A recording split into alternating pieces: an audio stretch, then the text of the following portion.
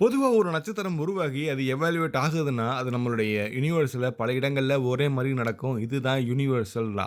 But சில இடங்கள்ல சில நட்சத்திரங்கள் ரொம்ப ரொம்ப வேகமா வளரும். தென் அதோடைய ஆக்டிவிட்டி ரொம்ப அதிகமா இருக்கும். ஃபார் எக்ஸாம்பிள் 5 பில்லியன் வருடங்களுக்கு வாழக்கூடிய நட்சத்திரத்தோட கம்பேர் பண்ணும்போது, அது வெறும் 2 மில்லியன் வருடங்கள் மட்டும் தான் வாழும். இது ரொம்ப ரொம்ப கம்மி. ஸோ அப்படிப்பட்ட நட்சத்திரங்கள் அதோடைய மேலுறை, அதாவது அந்த நட்சத்திரத்துடைய வெளிப்புற அடுக்கு இல்லாம ரொம்ப ரொம்ப கொடூரமா இருக்கும் பார்க்கறதுக்கு. அந்த மாதிரியான சில நட்சத்திரங்கள் நம்மளுடைய யூனிவர்ஸ்ல அதிகமா இருக்கு. ஈவன் நம்மளுடைய மில்கி வே கேலக்ஸிலயும் நமக்கு பக்கத்துல இருக்கக்கூடிய சில சேட்டலைட் கேலக்ஸிலயுமே இருக்கு. இப்ப நம்ம ஒரு ஒரு நட்சத்திரத்த நம்ம பார்க்க போறோம். அந்த நட்சத்திரம் வந்து அதோடைய வெளிப்புற அடுக்கு இல்லாம ரொம்ப ரொம்ப ஆபத்தான நிலையில, ரொம்ப கொடூரமான நிலையில வளர்ந்துட்டு இருக்கு. இப்ப நம்ம அந்த நட்சத்திரத்த ரொம்ப டீப்பா எக்ஸ்ப்ளோர் பண்ண போறோம். நான் உங்க லோகபால கார்த்திகேயன். இப்ப நம்ம அத எக்ஸ்போஸ் பண்ணுவோம். Expose everything.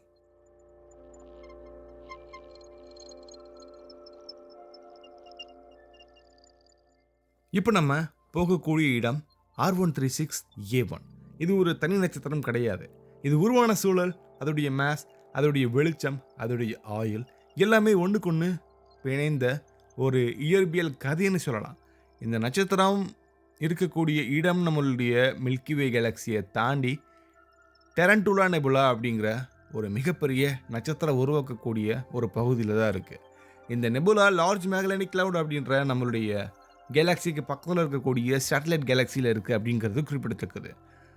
நம்ம பார்க்குற நட்சத்திரம் R136A1. இது இருக்கக்கூடிய கிளஸ்டர் R136. இது ரொம்ப ரொம்ப இளமையான நட்சத்திரங்கள்னால நிரம்பின ஒரு அடர்த்தியான ஒரு பகுதி. இதோடைய வயது சுமார் 1 மில்லியன்லேருந்து 2 மில்லியன் ஆண்டுகள் மட்டும்தான் இருக்கும். இத நம்ம யுனிவர்ஸுடைய வயசோட கம்பேர் பண்ணும்போது, இது இப்போ தான் பிறந்திருக்கு. இது ஒரு பிறந்த குழந்தை அப்படின்றத நம்ம எடுத்துக்கலாம். ஆனா, இந்த இளம் வயதிலேயே R136A1 அதோடைய முழு சக்தியுமே வெளிப்படுத்துறதுன்றது தான் ஒரு மிகப்பெரிய ஆச்சரியம். இதோடைய ஆரம்ப நிறை சுமார் 250 சூரியன்களுக்கு நிகரான நிறை நம்ம நெனச்சோம். ஆனா, இது ஒரு மிகப்பெரிய ஒரு ஏமாற்றத்த குடுத்துருச்சு. பல ஆண்டுகளா நம்ம இது ஒரு 300 சூரியனுக்கு ஈக்குவலான நிறையோ அல்லது அதற்கு மேற்பட்ட ஒரு நிறைய இருக்கலாம் அப்படிங்கிற ஒரு சந்தேகம் இருந்துச்சு. ஆனா, பல முக்கியமான methods, for example spectroscopy, stellar atmosphere models, radiative transfer simulations இந்த மாதிரியான பல நம்பகமான சயின்டிஃபிக் மெத்தட்ஸ் இது 150 சூரிய நிறைக்கு ஈக்குவலா இருக்கலாம் அப்படிங்கிறத சொல்லியிருக்கு. தென் இது ரொம்ப அதிகமா எனர்ஜியவும், மாஸையும் லாஸ் பண்ணுது. காரணம் இந்த நட்சத்திரம் தன்னுடைய வாழ்க்கையில ஒவ்வொரு வினாடியிலுமே அதோடைய வெளிய ஸ்பேஸ்ல பொருள வெளிப்படுத்தக்கூடிய வேகம் ரொம்ப அதிகமா இருக்கு. இது ஒரு வோல்ஃப்ரேட் வகை நட்சத்திரத்துல குறிப்பா இது WNH சப்டைப் அப்படின்ற ஒரு பட்டியல்ல வரக்கூடிய ஒரு நட்சத்திரம். அதுக்கான அர்த்தம் இது இன்னும் ஹைட்ரஜன் எரிபொருளை எரிச்சிட்டு இருந்தாலும் அதோடைய வெளிப்புற அடுக்கு ஏற்கனவே ரொம்ப ரொம்ப பலவீனமா இருக்கு. அங்க இருக்கக்கூடிய ஸ்டெல்லர் வாயின்ஸ்னால அது அகற்றப்பட்டிருக்கலாம். இந்த ஸ்டெல்லர் வாயின்ஸ் ரொம்ப வேகமா இருக்கும். ஒரு வினாடிக்கு ஆயிரக்கணக்கான கிலோமீட்டர் வரைக்கும் அதிகமா இருக்கலாம். இது நம்ம சூரியன்ல இருக்கக்கூடிய ஸ்டெல்லர் வாயிண்ட், அதாவது சூரிய காற்றோட கம்பேர் பண்ணும்போது, இப்ப நீங்க ஒரு ரோட்ல நடந்து போயிட்டு இருக்கீங்கன்னா, உங்களுக்கு மெலிதா ஒரு காத்தடிக்கிறதுக்கும், ஒரு புயல் காத்தடிக்கிறதுக்கும் வித்தியாசம் இருக்கும் இல்லையா? அந்த மாதிரி தான் இருக்கும். இதோடைய வெளிச்சம் ரொம்ப அதிகமா இருக்கு. நம்ம சூரியனோட கிட்டத்தட்ட 8லிருந்து 10 மில்லியன் மடங்கு அதிகமா இருக்கு. அதாவது 8 மில்லியன் சூரியன ஒண்ணு சேர்த்து அதோடைய வெளிச்சம் எவ்வளோ இருக்குமோ, அதுக்கு நிகரான வெளிச்சம் இந்த ஒரு நட்சத்திரத்தில மட்டுமே இருக்கும். இத நம்ம இன்னும் ஈஸியா சொல்லணும்னா, நம்ம சூரியன் ஒரு வினாடியில வெளியேற்றக்கூடிய ஆற்றல் இங்க ரொம்ப ரொம்ப கம்மி தான். ஆனா இந்த நட்சத்திரம் ரொம்ப அதிகமா வெளியேத்திரும். இந்த வெளிச்சம் தான் தென் அதோடைய மாஸ் லாஸ்க்கு ஒரு முக்கியமான காரணமாவும் இருக்கு. இதன் மூலியமா அந்த நட்சத்திரத்துடைய மையத்துல நியூக்ளியர் ஃபியூஷன் எந்த அளவுக்கு தீவிரமா நடக்குதுன்றத காட்டுது. இந்த நட்சத்திரத்துடைய மையத்துல ஹைட்ரஜன் ஹீலியமா மாத்துது. இது ஃபியூஷன் மட்டும் இல்ல. ரொம்ப அதிக வெப்பம், அதிக அழுத்தம் காரணமா எனர்ஜி ஜெனரேஷன் ரொம்ப வேகமா நடக்குது. இதோடைய கோர் டெம்பரேச்சர் சுமார் 50 மில்லியன் கெல்வின்.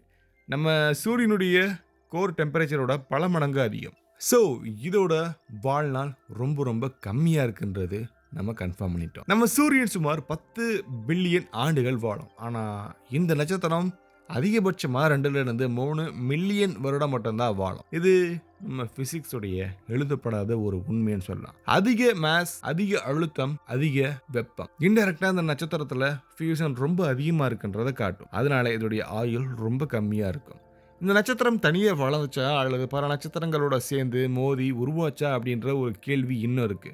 சில கணிப்புகள் இந்த R136 கிளஸ்டரில் ஏற்பட்ட ஸ்டெல்லர் மெர்ஜர்ஸ் காரணமாக இந்த மாதிரியான மிகப்பெரிய நிறைய உருவாக்கியிருக்கலாம் அப்படின்றத சொல்லுது. டென்ஸ் கிளஸ்டர் சூழலில் ரொம்ப மிகப்பெரிய, அதாவது மேசிவ் புரோட்டோஸ்டார்ஸ் எல்லாமே ஒன்று சேர்ந்து ஈர்ப்பு விசையினால் ஒன்றா இணைஞ்சதுக்கான வாய்ப்புகள் அதிகமாகவே இருக்குது. இதோடைய முக்கியமான தாக்கம் ஒரு நட்சத்திரத்துடைய அதிகபட்ச நிறை எவ்வளவு? இந்த கேள்விக்கான எல்லையை மாற்றினதே இதுதான். ஒரு காலத்தில் 150 சூரிய நிறை இதுதான் அதிகபட்ச ஒரு அளவுன்னு நம்ம நினச்சிட்டு இருந்தோம். ஸோ இந்த அப்பர் லிமிட் அப்படின்றது நம்ம நம்பினது தப்பு. இந்த எல்லை நிலையானது இல்லை அப்படிங்கிறது இது காட்டியிருக்கு. சூழ்நிலையை பொறுத்து அது மாறும் அப்படிங்கிறதையும் காட்டியிருக்கு. மெட்டலாசிட்டி கம்மியாக இருக்கக்கூடிய பகுதிகளில் ஹெவி எலிமெண்ட்ஸ் ரொம்ப ரொம்ப கம்மியாக இருக்கக்கூடிய இடங்களில் ஸ்டெல்லர் வைன்ஸ் பலவீனமாக இருக்கும். நட்சத்திரங்கள் அதிக நிறையோட வளர்கிறதுக்கு இது முக்கிய காரணமாக இருக்கும். டெரண்டோலா நெபுலா மாதிரியான பகுதிகளில் இப்போ பிரபஞ்சத்தில் மேசிவ் ஸ்டார் ஃபார்மேஷனை நேரடியாக பார்க்க ஒரு நேச்சுரல் லெபார்ட்டரி மாதிரி நமக்கு செயல்படுது.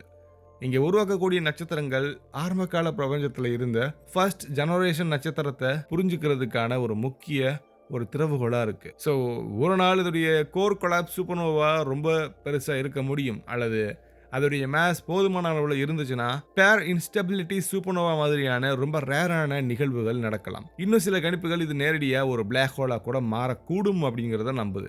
இந்த பல விஷயங்கள் முடிவாக இருந்தாலும் அதை சுற்றி இருக்கக்கூடிய நெபுலா அதோடைய கெமிக்கல் காம்போசிஷன் முழுமையாக மாற்றும். இந்த நட்சத்திரம் வெளியிடக்கூடிய அல்ட்ரா வயலட் ரேடியேஷன் அது பக்கத்தில் இருக்கக்கூடிய கேஸ் கிளவுட்ஸை அயனைஸ் ஆக்கும்.